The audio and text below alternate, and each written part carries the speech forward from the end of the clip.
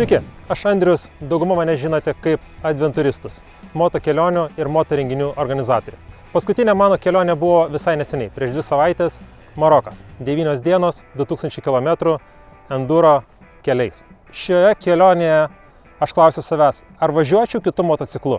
Jeigu mano biudžetas būtų neribotas ir vis dėlto aš vis tiek likčiau prie to paties motociklo, tai yra BMW F900 GS. Nes šiai kelioniai tai buvo tobulas galios, offroado, pakabos darbo, svorio santykis, kas buvo aktualu būtent šiai kelioniai.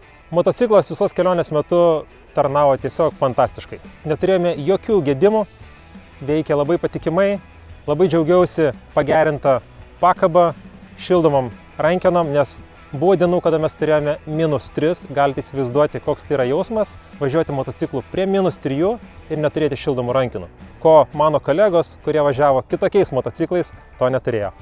Aš Maroke nesu jau pirmą kartą ir vis grįžtu. Tai yra mano 3 kelionė Maroke ir kiekvieną kartą vis dar atrandu kažko naujo.